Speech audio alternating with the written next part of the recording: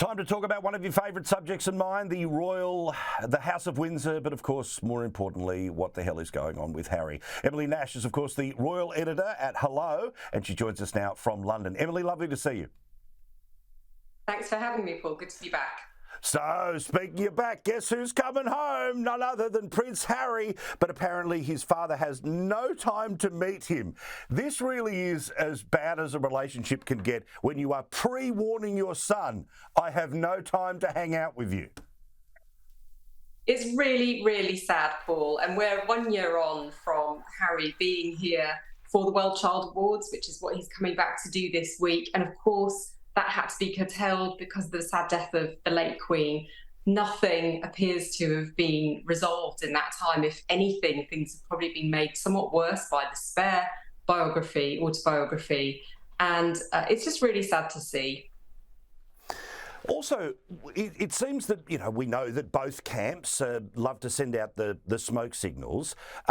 Harry being in the country, do you think that, and again, we don't know what's happening inside these people's minds, but if somebody called somebody, would that be enough to start a bridge, or is the assumption that anything that gets said gets leaked? I think there's certainly concern that that's happened in the past. I think there's a lot of hurt on both sides. You have to imagine that if you are the king, you would have concerns over whatever you say in private coming out at a later stage, given the kind of detail that we did see in Spare. But that said, they are keen to do things behind closed doors. The royals in particular don't want this to be a public saga, although it has been very much so until now. And I think that if there are any overtures towards Harry or coming from him towards the royal family, we're not going to know about them until they are fully resolved. How did Harry's latest foray into Netflix go compared with the previous 6-part efforts? Well, look, it was never going to be as popular in terms of viewers, I think, as the Harry and Meghan series of last autumn. And that's because people were sort of waiting with bated breath to see what they would say next, following on from Oprah, following on from their departure from the United Kingdom. This Invictus series has been a labour of love for him. And I think it's actually a shame that people aren't watching it in as many numbers, because it's actually something fantastic that he has created. And more than that, it's about those soldiers themselves. And there are some really inspiring stories at the heart of this. But perhaps people have taken the view that they've heard a lot from Harry over the last couple of years and are not as interested. I think it could end up being one of those slow burners.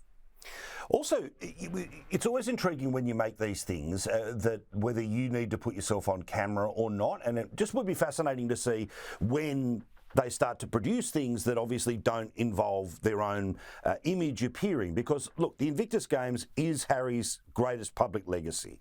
What he's been able to build, the confidence when those games were held in Australia a few years ago, I know how important they've been. Do you think that that might be the next phase of some of these production deals where, like, say, the Obamas that have got a similar deal with Netflix, they don't put themselves on camera, instead they're the driving force behind other people being on camera? Yeah, absolutely. And I think that probably is the right way to go. I think that people have heard a lot from them. And I think it's really time for them to start focusing on the things that they are actually really good at. And Invictus is one. The World Child Awards is another thing that Harry has, been committed to for many, many years. And I think it's important for people to remember the things that they did well and the things that people respected them for before the whole family saga blew up. Now, I know there was quite a lot of interest this week on the internet because the son of King Charles walked past the son of David Beckham. That seems to be fairly low rent, trying to search for scandal and outrage and psychobabble here. What did you think of that nonsense this week? I honestly didn't give it too much thought.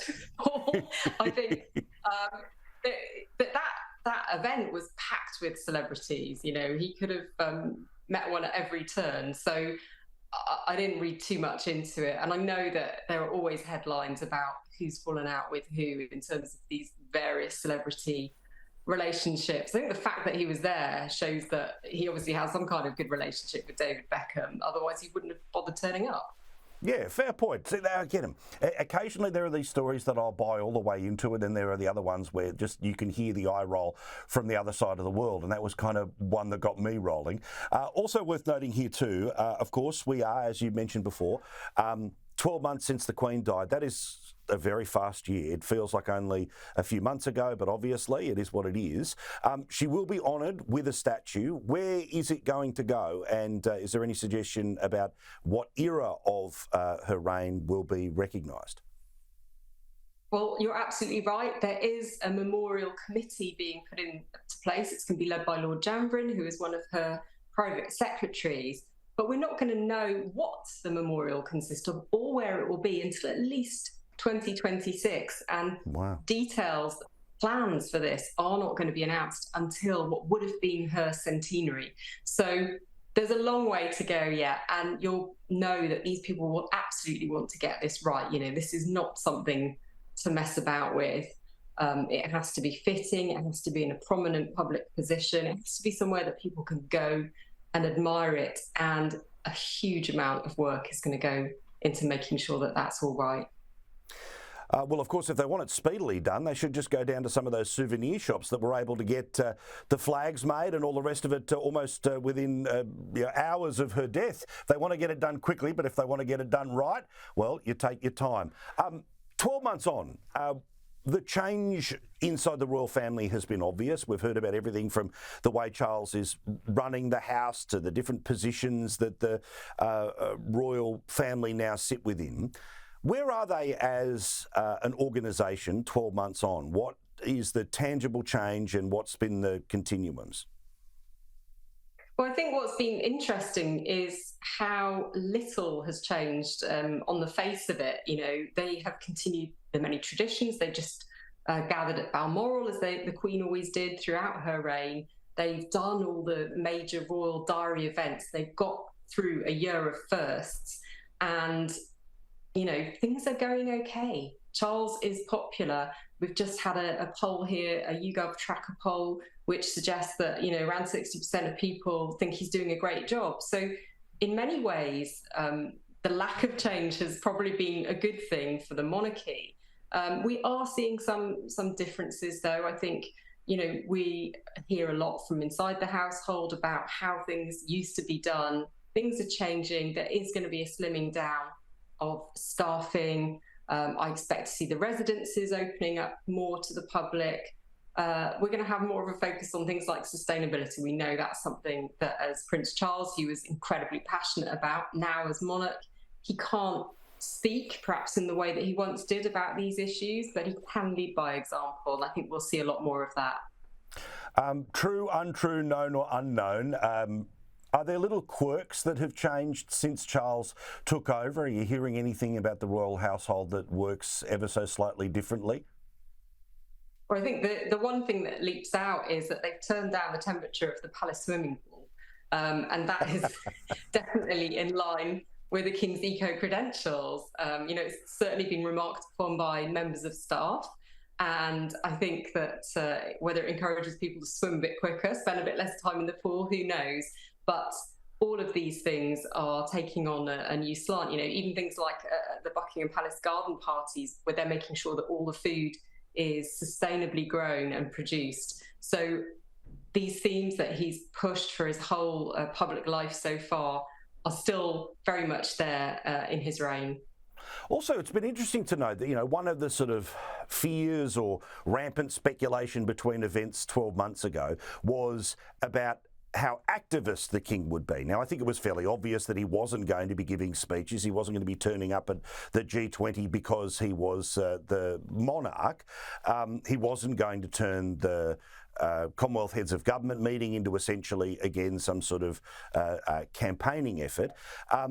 Has that been something that has helped steady the transition, the idea that, OK, look, this is not a figure born out of World War II. It's a figure who comes to the throne almost a quarter of the way into the 21st century. But all the fears, all the, frankly, BS about the activist king, well, again, you can control the temperature in the royal household, fine, but he has done a pretty impeccable job of the transition to the opinionless monarch, hasn't he? Absolutely. And, that wasn't necessarily an easy thing for him to take on. He has made his views so clear over the years. We know a lot about what makes him tick. We know a lot about his interests and his passions. And we're not just going to forget about that overnight. But the fact that he is not making the speeches that he once was means that I think people are probably more widely accepting of him, whatever your views on these issues are. And he's very much there in a kind of elder statesman like role at this point. And, for many people who might not be that in tune with the monarchy and hadn't particularly looked forward to his reign, I think it's interesting that some of them do respect him for his life experience now and actually have found themselves liking him more than they expected to. Yeah, I'm one of those people, well and truly on the other side of the world. Emily, it has been one hell of a year to be the Royal Editor for Hello. I'm sorry that the next year will be boring, but I'm sure you will enjoy the rest compared to the wild 24/7 that you've been through in the past year. Thank you for joining us tonight. Pleasure. Thank you, Paul.